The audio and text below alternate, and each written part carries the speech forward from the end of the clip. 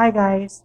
Ngayon is kakarating ko lang sa bahay from the SMX Center and ngayon is samahan niyo akong i-unbox lahat ng mga nakuha natin doon sa SMX Center, which is itong tatlong to. We have the black one na kung saan ang laman is puro eco bag. Tapos we have this white one na puro brochure and this yellow one na ang laman ay puro nakuha natin freebies or product from the participating company.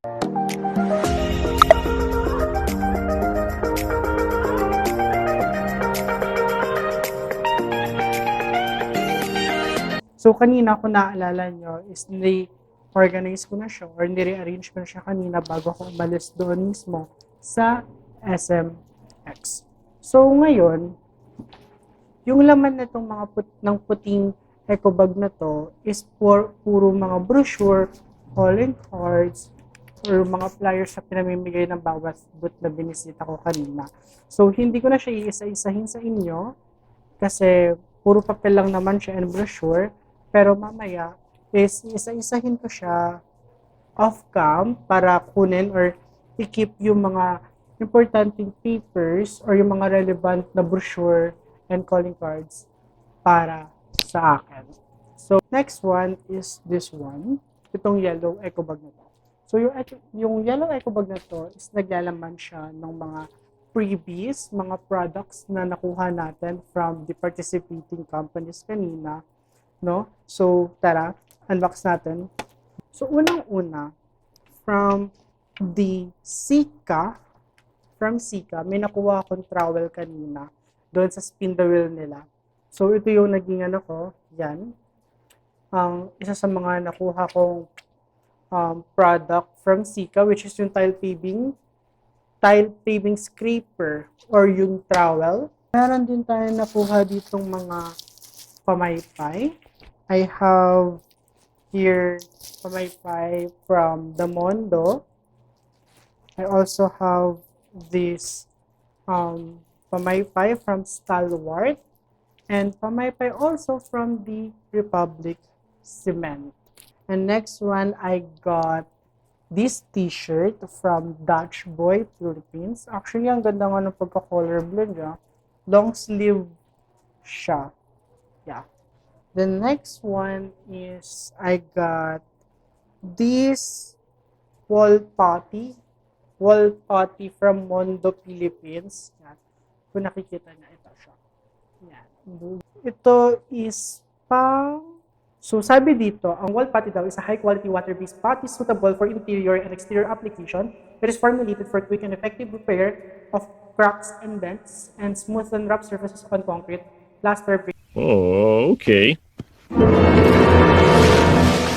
Next one, I also got this liquid seal. Yan, I also got this liquid seal from Mondo also. It is an elastomeric sealant. And then I also kanina, may nakuha, sumali kasi ako sa spin the wheel doon sa may concrete solution. And ang nakuha ko is itong kanilang as indulgent dulce na ice cream. Sobrang sarap. Sobrang sarap niya kanina. So, I also got here, parang keychain, key holder from the CW Home Depot. Yan. Which is parang ito yung hook niya. Yan. Ito yung hook niya. Tapos dito mo ilalagay yung mga susi mo or any keychain na gusto mo. Tapos, I also got ball pen. I also got this ball pen from Big Elephant. And also, I got another 2 ball pen. One is from Stalwart. And another one is from Steel Asia. Yeah. Another ball pen from Greatland. Yan. And I also got a notepad from the Greatland. Yan. I got an epoxy product from Pioneer naman. I also got 3 pieces. Yan. I got 3 pieces of Mighty Bond from Pioneer. Yan. Okay. I got this from Protective Industrial Products. I don't know. Parang earphone ata to. Parang earplug na nilalagay dito sa tenga. I'm not sure, no? Yan. We also got this Builder's Bond construction adhesive from Pioneer Pro. And that's it. Yun lang yung laman nung yellow na eco bag. Now, let's proceed naman dito sa black na eco bag na to, na kung saan ang mga laman lang yan is mga paper bags or eco bags na nakuha ko from the company. So syempre, kasama tong stalwart na yellow na to. So first, yan. We got this black from Tyrolit or Koisen. We got this Boysen Eco Bag. Next, we have this Dutch Boy. Next, we have the Mondo na Eco Bag. Next is we have the Pioneer Eco Bag. And next one is this one, the Wilcon Eco Bag. Next, we have the Puyat Steel Eco Bag. Then we also have this eco bag from Metal Exponent. We also got a bag from Big Elephant MTLBS. We also got a bag from Umaga Safety. Yan, from Umaga Safety. Then we also have got this Sinotrack Philippines Eco Bag. Also, we got this CW Home Depot Eco Bag. Next is we also got this from Atlanta Eco Bag. And next is we got this Top Rigid Eco Bag. And lastly, we also got one of my favorite eco bags for this Phil Construct 2026 is this one from Davis kasi color blue siya. Ang tawag sa color na to is Malaya Steel. Ang ganda niya, no? Malaya Teal pala. Malaya Teal ang color niya. Ngayon, yung ipapakita ko sa inyo, yung top 5 eco bag na nagustuhan ko for this Phil Construct 2026. No? So, at the top 5 or yung top 5 slot ko is mapupunta dito sa Wilcon. Kasi sobrang ganda niya, di ba? Sobrang ganda ng print niya here. Ganda ng print or ng design niya here sa harapan. Yeah.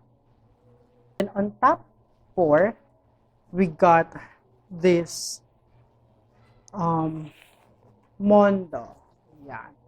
Ang maganda lang dito sa Mondo na to, kasi sobrang lang niya, minimalist lang siya, transparent, walang masyadong kumbaga kapag kailangan ko ng eco bag kasi marami akong bibit-bitin, parang isa siya sa mga mabibit-bit ko agad kasi sobrang transparent niya and hindi loud yung logo niya. Sobrang ganda nito yan. Transparent lang siya. Ito yung top 4 ko na eco bag. Ang top 3 natin ay this one, itong Dutch Boy. Kasi cut siya yung gamit or tela yung gamit niya. Tapos favorite color ko pa. Ang ganda pa ng pagka-touch niya ng blue dito. Ang minimal lang ng design niya dito. Dutch Boy lang. Yan, ang ganda. Yan siya. Yan. Yan. Ito yung top 3 ko. Dutch Boy. The top 2 is this one. Itong eco bag na to from Davis na ang kulay ay Malaya Teal. Ito ang top 2 ko. Ang ganda kasi ng color niya. Ang ganda ng color. Ayun yung nagustuhan ko sa kanya. Yung kulay niya talaga. Tapos, kapangalan ko pa siya. Ang gamit ko kasing dating pangalan is Jeremiah Malaya. So, tas yung color pa nito is Malaya Teal. So, sobrang ganda. Yan. Kaya ko siya naging top 2. And for the top spot, or yung sa pinaka-top 1 ko na eco bag for this, Phil Construct 2026 is this Boysen eco bag. Ang ganda niya kasi hatcha yung gamit nila sa eco bag or tela mismo yung gamit nila. And guess what? Ilang ganito ang nakuha ko. We have 1, 2, 3, 4. On my defense, itong eco bag na to talaga, ito talaga, pinilahan ko talaga sa may Boysen talaga na yan. Ito, pinilahan ko talaga siya, tapos nilagyan ko siya ng mga stamp. Yan. Pero yung dalawang walang stamp na to, is kinuha ko lang doon. Kasi nung pangalawang beses na balik ko doon sa booth nila sa Boysen, si Kuyang may trolley or para may tinutulak na tas yung laman ng trolley na yun is puro eco bag na to. Is pinamimigay na lang doon sa mga nakapila sa Boysen. Nag-ask ako kung pwede bang kumuha ng another Pumayag naman siya. Then, dalawa yung kinuha ko. Kaya meron akong dalawang eco bag dito na walang stamp. Tapos, itong una naman, which is itong isa naman na to, is nakuha ko naman to nung day 1.